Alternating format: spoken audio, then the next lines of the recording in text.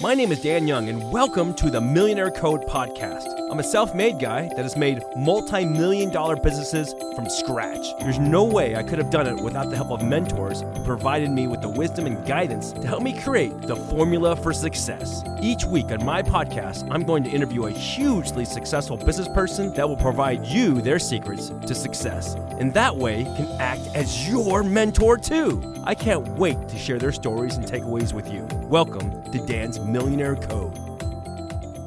Hey everybody, Dan Young here with Dan's Millionaire Code podcast. And you know, every single week I bring in a phenomenal world changer who's doing amazing things. And there's no cost or fee for this podcast. I just ask that you do a few things. One, execute. If you learn something valuable, execute it. Don't just think about it, do it. Two, share it with your friends and loved ones that would execute as well. And three, take 10% of your net gains and give it to a great charity. You know, at Dan's Millionaire Code podcast, we love Operation Underground Railroad. Those guys are phenomenal. Also, Nuzzles & Co. to save the dogs and cats who can't help themselves. But give to your charity of choice, and we'll put some links below for some of the charities that our guests support as well. So this week's guest is Jason Sisneros, friend of mine for quite a while now, and we've done quite a few things together. A lot of charity. So you say that you bring in a lot of really high-end, cool people, you know? Yeah. And since they weren't available, I'm here this week. Oh, he's too humble. This man, I mean, he can levitate X-wings out of swamp bogs. Let me give you guys just a quick background on Jason and some of the stuff he's up to. He's actually worked with Fortune 500 companies like Nike, Comcast, Microsoft, and has turned around more than 70 small and mid-cap companies. Earning him the moniker, the architect. Mm-hmm. When he's not transforming companies, he spends time as a public speaker, super funny guy, awesome comedian, and a philanthropist. Companies are just seeking him to speak and help their companies, and he's worked on over 3,000 stages around the world, including being a top speaker with Tony Robbins. That's where I got my start. It's a good place to start. It's incredible.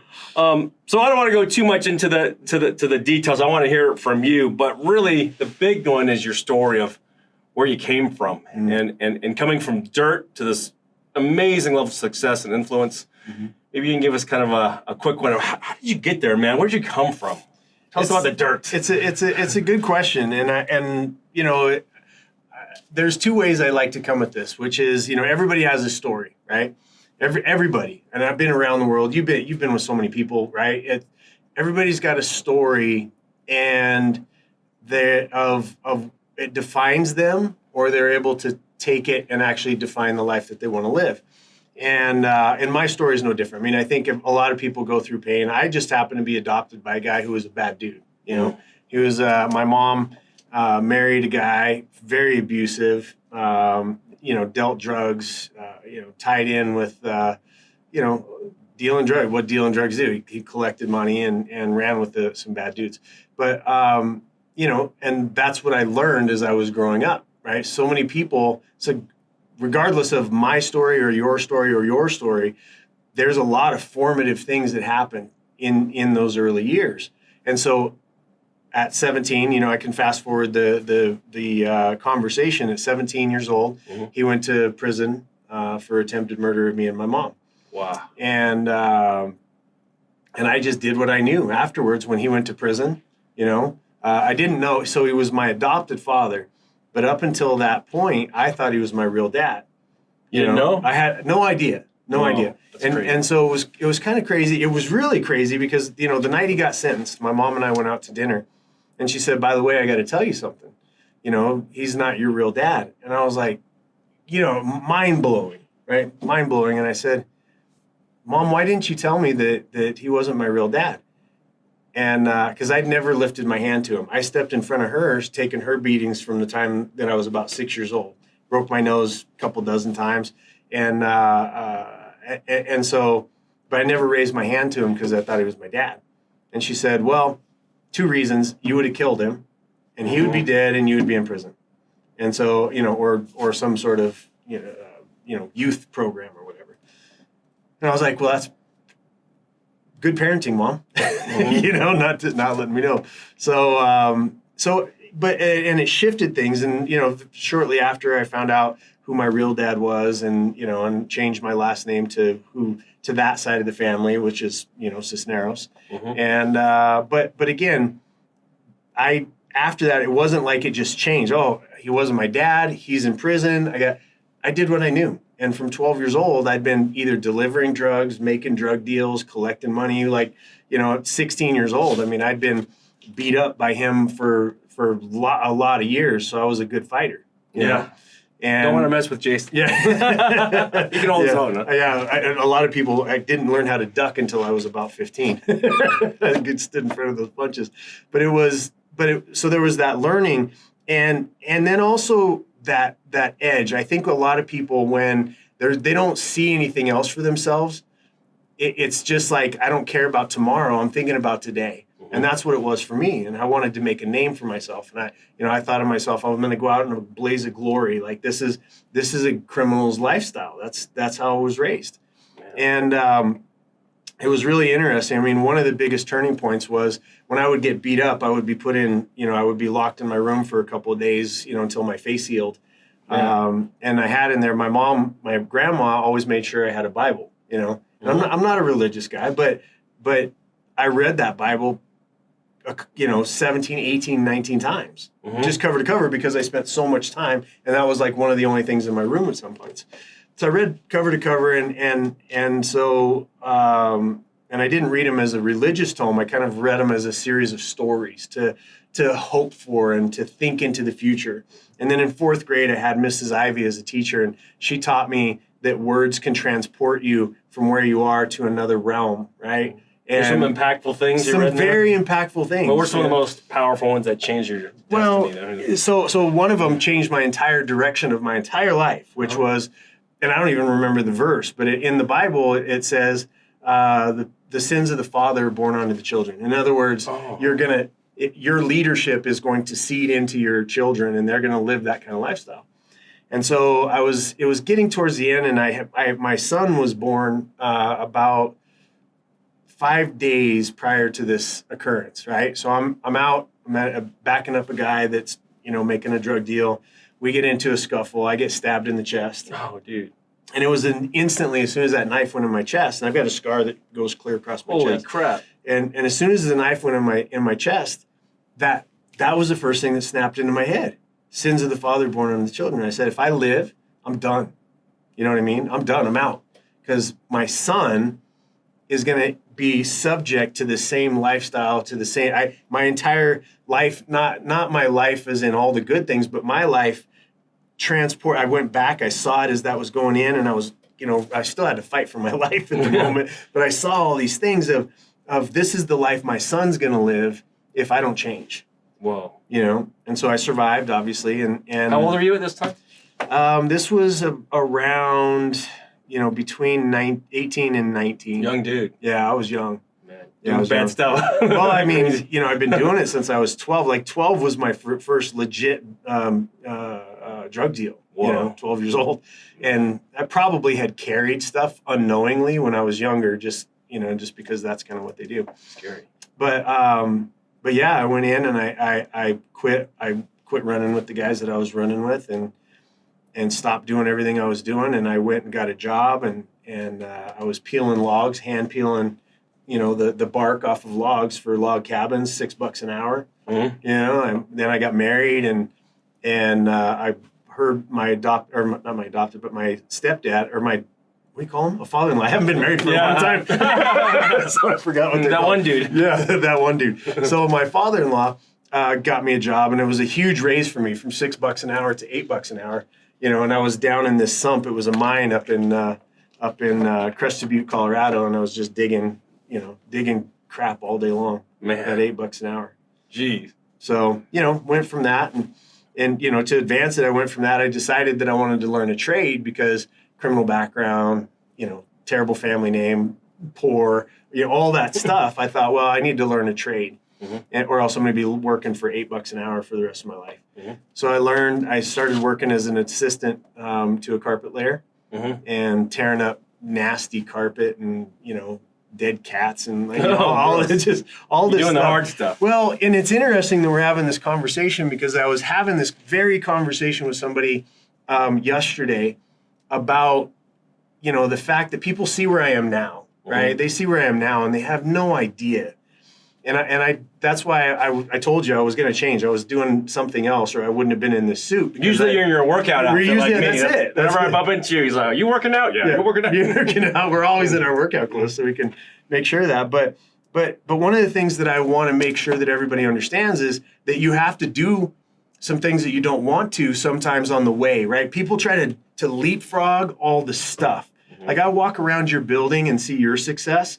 And I can see, because I've been there, you working in your first office, and then getting your second office, and then building out, and you're like, who's the toilet's plugged? Like I need to go clean my toilet, right? You're never above all that stuff. Yeah, do what you need to do. You do what you got to do, and I've done some crazy things, and the businesses that I just sold, I had a big exit recently, thank God, but they were things like cleaning toilets, And that's the crazy thing. Yeah. A lot of people talk about having to invent some amazing new technology, and so the stuff that you've made a large portion of your wealth on is not like scraping bugs. No, scraping bugs off of windshields. So let's talk about that. What are some of the businesses that you've transacted and have scaled? Let's get to the dirty of really how hands-on those are. Yeah, I mean, commercial janitorial. I mean, porta potties. Commercial car washes. So cleaning poop and containing poop. All of it. I mean, but think about it. The way I look at it. Empire. To build an empire. But I had to. I wasn't, I mean, your shit is sexy, bro. Thank you. Like, I didn't ask if I could cuss on your podcast. Can cuss. But, yeah, it's all good. But I don't want to be disrespectful. No, but this is sexy. Like you go back there and you're like, oh, look at this thing we're building, and it's got colors on it, and and it's like you can do things that take 12 hours, and you can do it in 3 minutes because of my computer. I'm like, this is sexy, right? And we're like, for one of our businesses, we're like, all right, how many times do you have to go around the toilet bowl to get, and then up underneath, and what's the soap? There's a process, right? There's a process for everything, and so these businesses that I've been involved in, they haven't been sexy. Because I had to start somewhere, and nobody really would give me a chance. My first company that I ever started or bought from somebody else was a carpet store.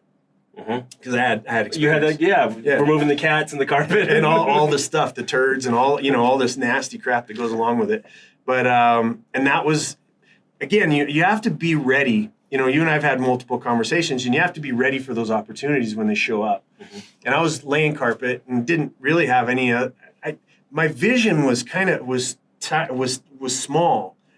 I thought, okay, now I'm going to learn how to lay carpet. I was working for another guy. Eventually, I'll have my own van, right?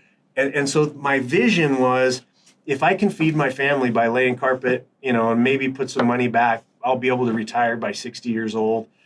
Like, it's crazy when you're just able to expand what you think is possible. And so when everybody asks me why I go and do talks and everything, it's just for that. Like, you never know who's going to be watching this. They could be sitting there, flipping burgers at McDonald's, and one of the things that it'll flip with them, and they'll be the next creator of something great. They'll be the next president of the United States, whatever it is. What's the catalyst, though? Because you identified. You weren't afraid of hard work, right? Get your hands dirty, doing all this crazy stuff, cleaning toilets, whatever it is. But what's the difference? Because a lot of people, they get stuck in cleaning toilets. What's the catalyst? What's the advice you give to these younger people or wherever they are to break out of that and start scaling? What's the magic? Well, I'm going to take notes on that. Right? Here's the thing. There's no magic. No magic. That's my no magic. Everybody's selling the magic pill, right? And really what people need to be told is to have a vision, right? You've got to figure out, okay, what if I had Mickey's magic wand and I could wave it over my life, what would I do, right? So a vision. Yeah, there's got to be a vision.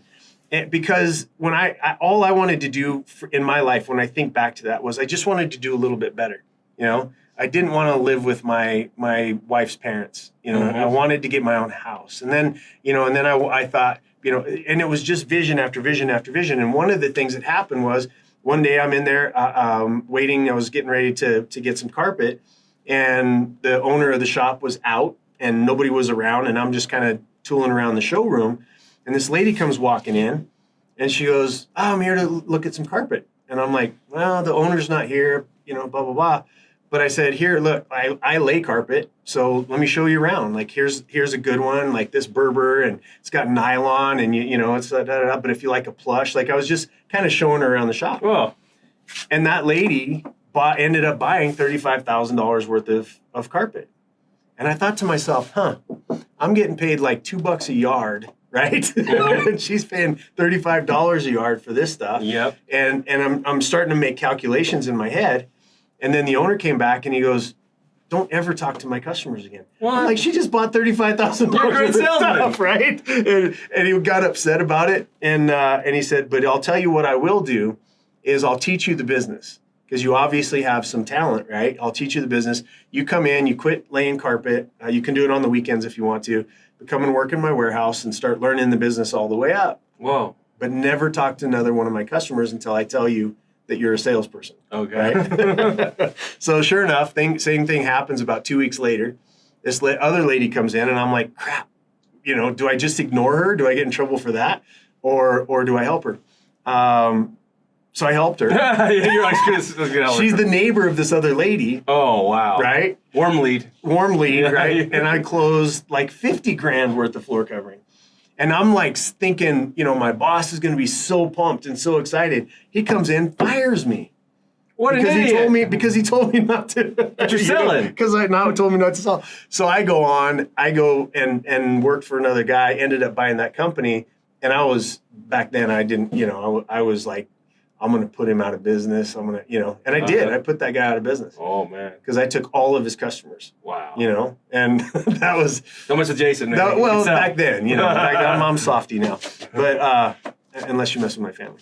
But then that knife story. Yeah, that knife story. So again, it's just, but if I could go back to my younger self, which is what I do a lot. Like when I speak on stage these days, I built out a 12-week business program. I think a lot about my younger self of what I could have used, what would have shortened the distance between, learning lessons the hard way and learning the first time. I think one of the first serious conversations you and I had was about your upbringing. Yeah, crazy like yours too. Yeah. Similar things. Right, similar things. Wild stuff. And then how we figure out what's right, and then we have kids, and now we're being examples for them, right? And it's just crazy to me that we're not taught some basic things like, have a vision, and it doesn't matter what it is. It could be that new car, it could be a new house, it could be, wanting to put your kid through college, whatever it is. But putting that in front of you,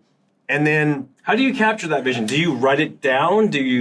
What's the tangible process? For me, every year at the end of the year, I disappear, and I go somewhere, and it's coming up actually. I'm getting ready to disappear. Yeah, I do, and before I was able to disappear to an island and to cool places, I would disappear, to my bedroom, right? Just and what I would say is, okay, if anything was possible in 2020, what would I make happen?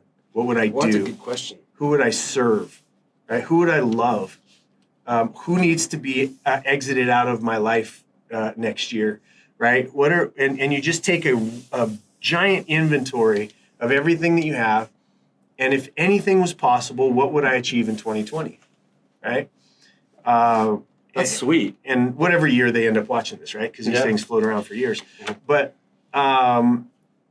then there's one of the magic components, right? If you're asking about, if I was to say what's the magic in the component of connecting you, it's getting deeply connected to your why. Why are you doing it? Right? Oh, that's a big one. Why are you doing it? And that's so simple it's like a fortune cookie for people, right? They open the fortune cookie and they see this thing. But what I mean by what your why is, it's like we all wonder, well, what's the purpose of life?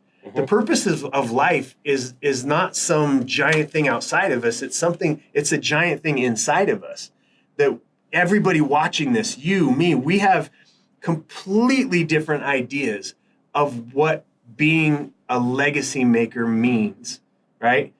And getting deeply connected to things. Like the first rescue I ever went on was with Operation Underground Railroad that you mentioned. And being out there and seeing 4-year-olds and 7-year-olds and, and these little girls and these little boys that are in these compromising positions changed my entire life. Mm-hmm. And all I could see was my family, right? And my friends. Was that a big shift when you went on that mission? It was life-changing. This is with the Operation Underground Railroad. Yeah, we went in, and it was the one that was with, Tony Robbins went with us, undercover. Well, how'd you camouflage him? Yeah, with a giant-ass beard and a hat. So it was tough. But that was a shift in my life. And since then, I've done, another, couple of dozen missions, and I've worked with 7 or 8 different outfits and in that realm. On top of the domestic violence stuff that I do, and then Feed a Billion, I'm chairman of Feed a Billion. Mm-hmm. We'll put a link for that for you guys too. Thank you, feedabillion.org. But the part of that is food insecurity, right? That leads to trafficking. Mm-hmm. Parents, you and I sit here and we've got this amazing life that we've created for ourselves, and out there somewhere there's a mother that's having to make a decision of whether 2 or 3 of the other kids eat or she sells one of her kids. Like, these are decisions that they have to make. And so not only the rescues, but I've gotten involved on the other side of the equation where we're trying to change communities and ability for them to earn money and learn different skill sets and just do what we can, right? Mm-hmm. And so every single day when I wake up, it's not about me anymore. That's the big thing, because when we first met, I remember asking you, what do you do? And you said, I probably focus a lot of my time on trying to give back and make the world a better place. Yeah. I focus pretty much on charities. Yeah, at least 80%. Yeah, a lot of most of your companies have processes and they're self-sustaining. Right. You don't have to interact too much. Right. But that's your main focus. Yes. I think one thing we talked about is this. A mentor told me this and said, Dan, why do you spend time trying to give back too? And one of them is and he said, I do it because I want to make up for the great atrocities and mean things I did to people when I was younger. Ain't that the truth? You're kind of like giving back to try to get karma to balance out the cruel things not you said. Not sainthood, but at least let me clean the streets at the pearly gates. Try to make it a little bit right for all the mean things you said and did. That's right. That's right. So I feel like there was probably some of that in the beginning, but more so nowadays, what I believe is that we all have a calling on our life, and everybody watching this knows that they do, right? They know that they do. And they're surrounded by people who really have accepted the lowest version of themselves. Mm-hmm.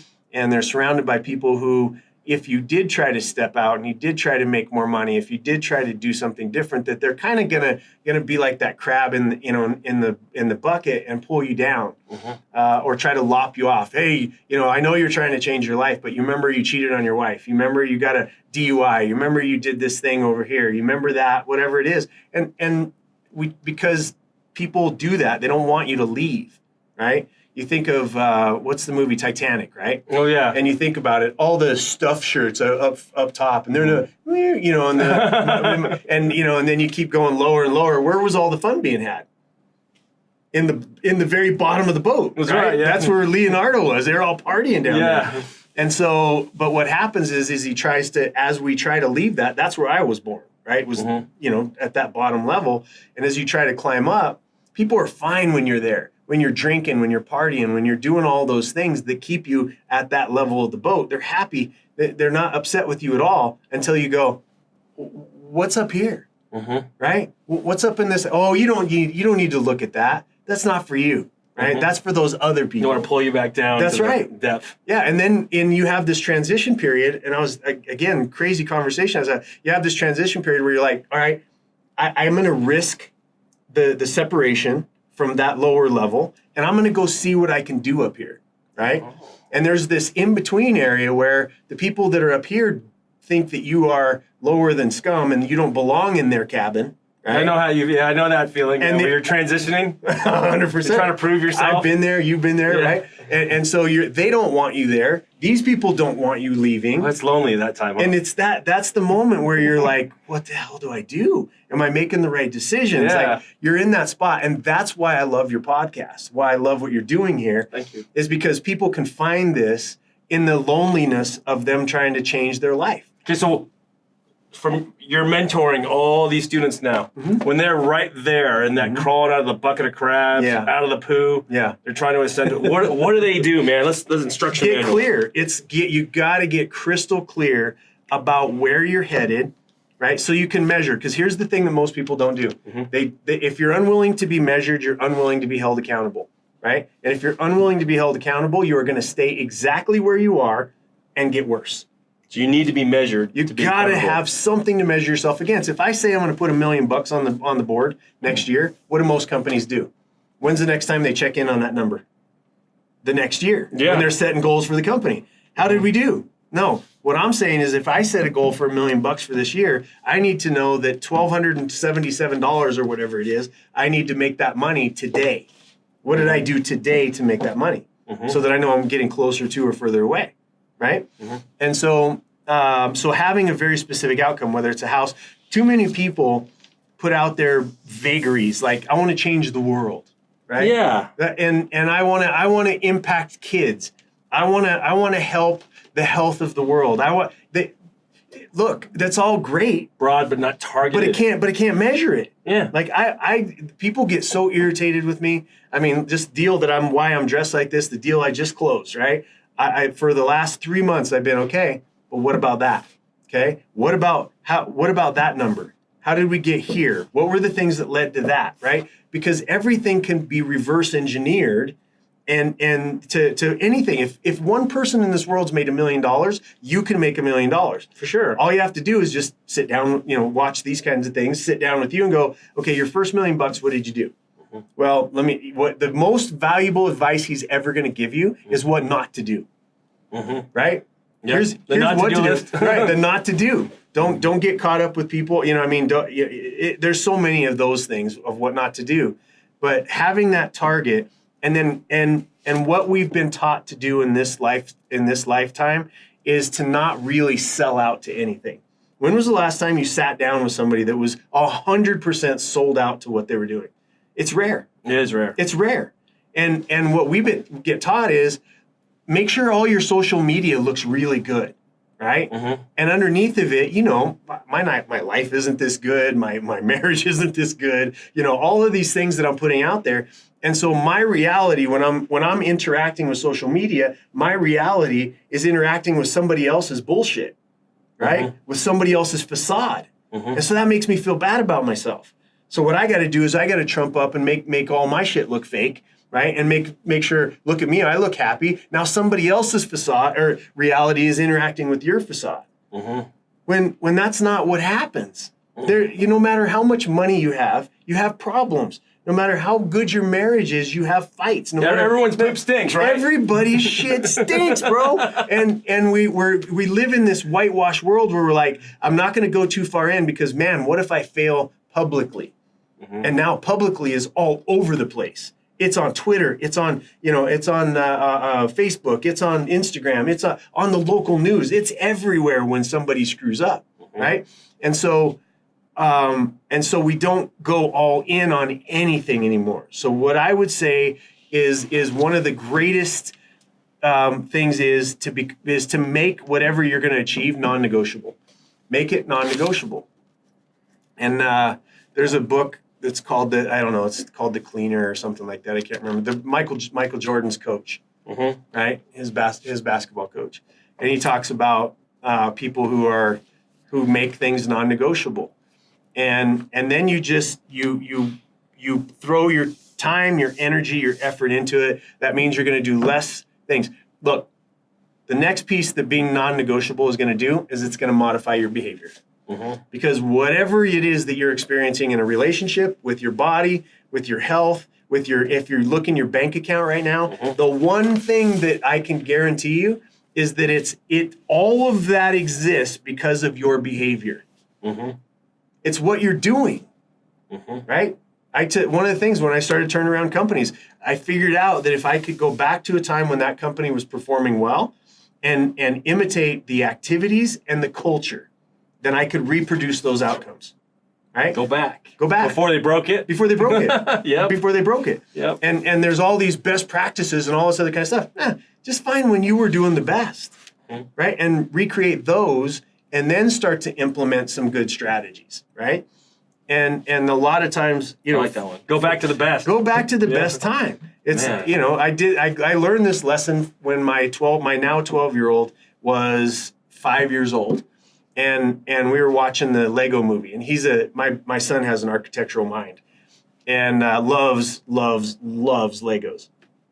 I hate Legos. You don't like Legos? Not a big Lego guy? I don't. And my nickname's the architect, right? Which is weird, but it's because I architect the rebuilding, and it was from my son.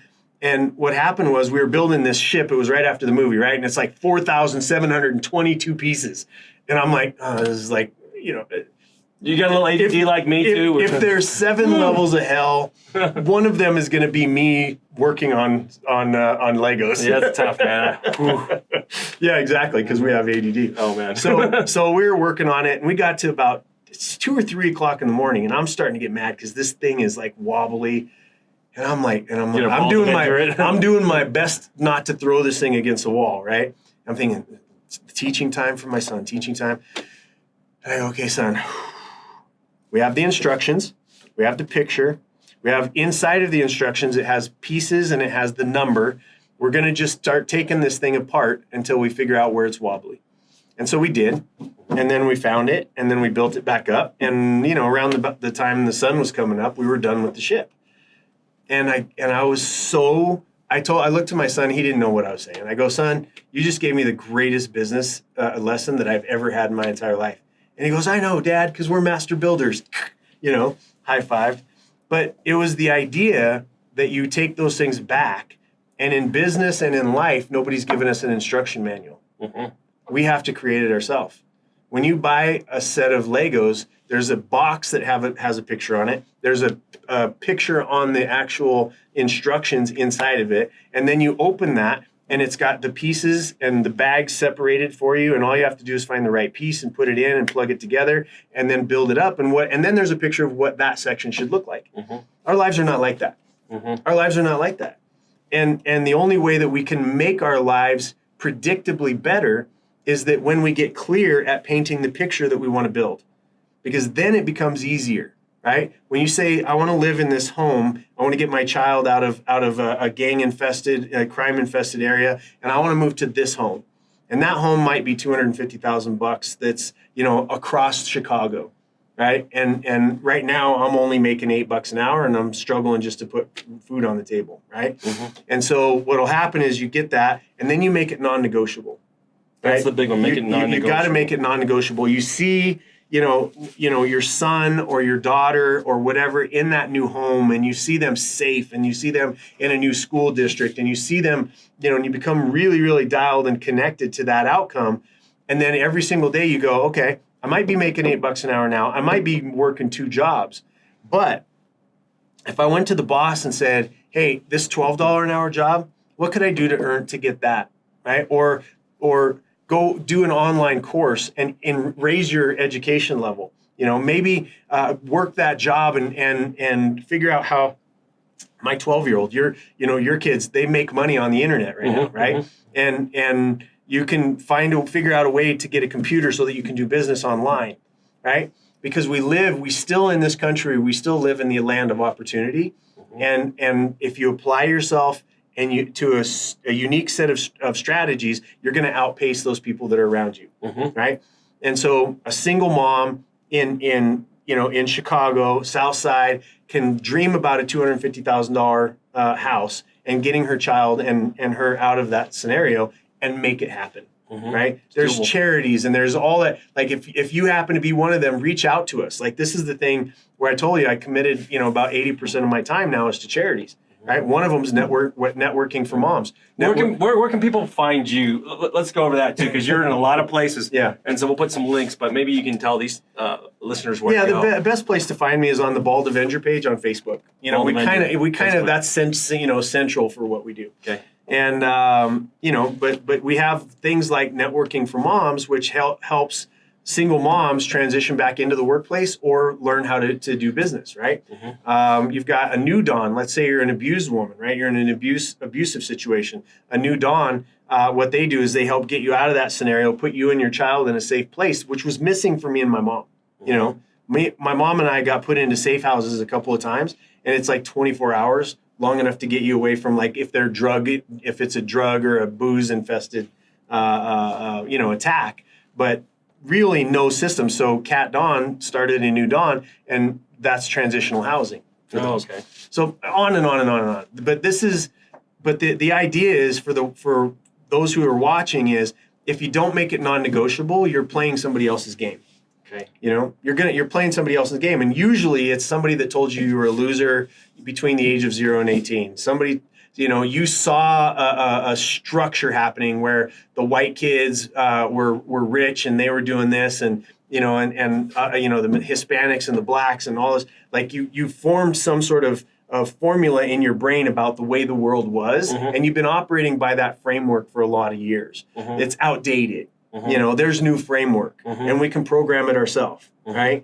And how you program it is by reading the right books, consuming the right content, and putting yourself around a higher quality of human being every single chance you get. Surround yourself with the quality. Surround yourself.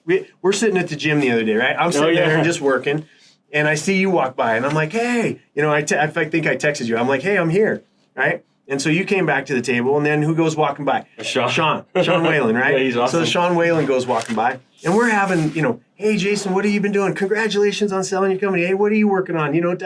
We're doing this and da-da-da-da-da, and we're laughing and joking, and, and Sean's beard, like, you have all these things going on. And you guys left, and I'm thinking to myself, because I do mentor a lot of people, and I thought to myself, what was missing from that entire interaction was you talking shit about somebody else, right? Sean tearing down somebody that he didn't agree with, us talking about each other's spouses or girlfriends or whatever it was, talking them down. None of that was in existence. We were talking about possibilities. We were talking about the future. We were talking about the non-negotiables in our own life and how we could serve each other, right? There's a big one, and you'll find this, friends, as you watch these podcasts with people like Jason. People that have risen out of the misery and brought it to that higher level usually use words of power and production. Yes. So it takes energy, and it takes your soul and your chi or whatever you would call it, your mana, to speak words. Yes. And so if there's not production and power and something better coming out of that, it's almost just counterproductive, right? Well, it's death. Yeah. It's like life and death is formed with the tongue. Yeah. Right. So like it was cool having you and Shawnee, and we were just having a little powwow, but people are coming up to us. Right. And like, what are these guys, man? Because they can feel that energy. Yes. Of positiveness. Yes. And that's something that I really appreciate about you, man. It's just you ditto, brother. Ditto. And that's why we connect, Yeah. You're like, hey, we got this nuzzle thing, come up. And, and I did, and I give to your stuff. And, you do stuff, and, you're like, what can I do to support you? And that's what happens. And it does take that energy. And so many things around us. If somebody wanted to take an inventory of their life, how much Netflix are you watching? How much beer are you drinking? How much alcohol are you consuming? How much McDonald's are you consuming? Right? How much sugar are you taking into your body? How many people around you are complaining most of the time, right? How much of it are you starting? When you go on Facebook, do you find people to agree with, or do you find people to disagree with? When you're disagreeing, are you doing it to learn something or to fight a battle, or are you repeating and regurgitating your side of the equation, Republican, Democrat, right? Whatever that might be. And that's a great inventory just to go through those few things that I said. And if you're not around people that like you, that lift people up, around like Sean and the different people that we all hang out with, then change it. And I would highly suggest, be by yourself, right? It could be completely by yourself until you figure out the right people to be with. I am much happier to be alone these days. Oh, man. Much happier. You really got to pick who you expose yourself to. Really do. And there's a crazy thing about success by osmosis. I think I talked about this a little before in some other podcasts, but the sheer presence of people that are putting out that same energy level, that same desire. Yes. That just rubs off. It's almost an amplification, though, because you can take people like us and put us together, and we're going to think of ways to hybrid, mix it up, make a recipe to make it better for everybody. Right. And that's pretty cool. And so, my big one is doing that thing that you were talking about. You talk about your not to do list. Yes. The not to hang out with list. Sometimes you got to just, this guy since high school, it's been your friend that's just constantly like a vampire sucking the life out of you and causing chaos. You got to kindly remove yourself from that radiation exposure. Yeah. Well, decide, right? You got to decide I'm moving forward. Decide means, in the Greek, is to cut off from. Yeah. Right? It's decide. It's how do you decide? So when you did your inventory and you removed some of the negative things from, did you just decide and just instantly? Brother, when I started, it was all of them. Everybody? Where'd Jason go? It was everybody. But again, I say I had a hard time getting away from, like, because they're your friends. Like, some of these guys had my back in life and death scenarios, and some of these guys are still my boys. Like, they're still in my life today because they had my back then, and they cheered my change and they cheered my shift. Okay. And some of them are are in prison. Some of them are they're buried. They're dead and buried now. But there's still a couple of them that are out there that have decided to change. They saw what I did, and then they've decided to change their life too. That's cool. And and they've got great families now and kids and that have no idea the childhood that we lived, right? Yeah. Which is what we never want them to experience it. Yeah. Right. But yeah, that decision, like you said, how do you decide? Now it's easy, right? If I don't like somebody, I'm done. You can choose who you want to hang out with. I know how you are, man. If like someone is not, you're just like, yeah, I don't care. Oh, we got a $50 million deal to do. You don't care. You're a douche. You know what I mean? Like, I'm about the money. I'm out. I don't care about the money. And more and more and more as we become sort of exposed and people are following, the words that we say, now we've got to be even more careful because what we do echoes into people that are emulating, like we emulated the Tony Robbinses and the Zig Ziglars and these kind of people. Now people are emulating us, and that's an even bigger responsibility. It is. And so I've been on some stages. I've been, you were mentioning 3,000 stages around the world these days. But I've been on some stages, and then I come off of them, and I go, that was out of integrity for me. You know what I mean? Because these people don't stand for what they need to stand for. And there's a lot of those stages, and they're dying. They're going by the wayside, like of the dinosaur right now. And so integrity-based, mission-based. We've got the people that follow me, started calling themselves Misfits, right? A couple of years ago. And so now it's Misfit Nation. And we're going to do our very first event, next year called Misfit Ball. And we're going to have, hopefully Rob Bailey and the this will be on your Bald Avenger. It'll be on the Bald Avenger page, yeah. Okay. But we're going to do that, and it's going to be that new realm of speakers. You, me, Sean Whalens of the world. All of us are going to be on those stages moving forward. Satema Inali, those kind of guys that I believe are the next generation of leadership. And we don't have to go up on stage and say there's only 7 programs left. And, because it's digital, you can buy 100 of my programs if you want. But, and everything that you teach in your program that this Millionaire code is such a beautiful instrument. Everybody should have it. Everybody should be involved with it because it's such an it's that formula, right? If I want to make great green chili, I need the recipe, right? And I'm not going to get the recipe from somebody who just read a book on Facebook. They figured out how to do some Facebook ads. They might be a great person, but unless you've gotten your ass handed to you a few times, what am I going to learn from you? Yep. Right? So if I look at you and I go, okay, I'm in, you can see your success. You like cars more than I do, but man, your cars are sexy. And there's you can see the things.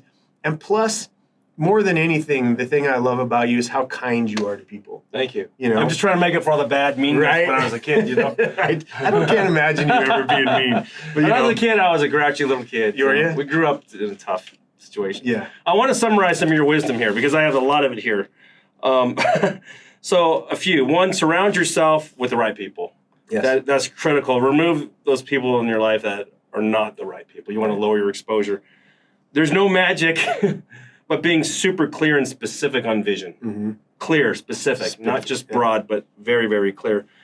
And you want to make these things non-negotiable. It's got to be clear, not negotiable. You're going to make that happen. Yep.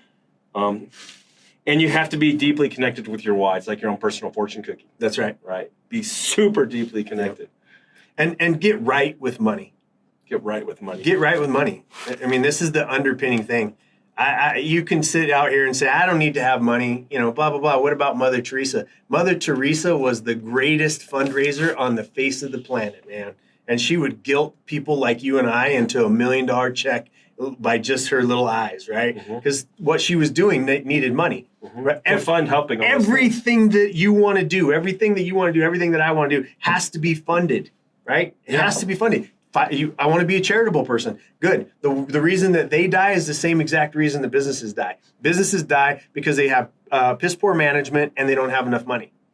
It's 501c3s, piss poor management and don't have enough money. To make an impact, you need resources. You have to have resources, and money's one to of help them. people to have clean Get water, right with to it. do whatever it is. Get right with it. You got to be right with money. Get right with it and start making more of it. Let me wrap up with this because we could go on forever on this awesome stuff. Bald Avenger on Facebook. Yes. That's the place to find you. That's the place to find Do people message you and stuff like that? Do you respond sometimes? I respond all the time. Oh, okay. Every message I ever get. I noticed in some of your Facebook Lives that you interact pretty heavy. Yeah. With people. Well, yeah, when we're doing Facebook Lives, it's very heavy. And we've got Just Jason Mondays where that's a consistent one, right? Where it's every Monday at 7 p.m. MST. But yeah, that's on the Bald Avenger page. They're crazy. It's all Misfit Nation shows up and, they're all a bunch of nuts and crazy, and they hadn't fit in, and now they found a family that kind of accepts them, and we're all crazy. Any last piece of wisdom you want to share with the guys and girls out there? Well, I would say that you're doing the right thing by consuming this kind of content from this kind of gentleman. He's somebody that his entire company, his city, the people that he hangs out with are very complimentary and respective of you because you give respect, because you give back, because everything that you just said, I've heard you, as you were kicking off the thing, giving 10%, you give more than 10%, and you don't mind shining the light on other people's stuff. And so I would say that keep consuming his content and really just know that you're not broken and that you're capable of achieving literally anything that you decide you want to achieve. Jason, you're awesome, man. You're just super Jedi, man. Superhero. So, friends, thank you for joining us this week with Jason. And visit him at Bald Avenger on Facebook as well. Remember, just a few things I asked. There's no fee. There's no sponsors or anything here. This is entrepreneurs sharing their experience, how they went from dirt to just amazing with you. You can replicate that in your world by executing, sharing this with friends and loved ones. And again, take 10% of your net gain and give it to a great charity. That's really important. We love Operation Underground Railroad. I love that one. And Nuzzles & Co. I'll see you guys next week. Have an awesome week, and let's go get executing.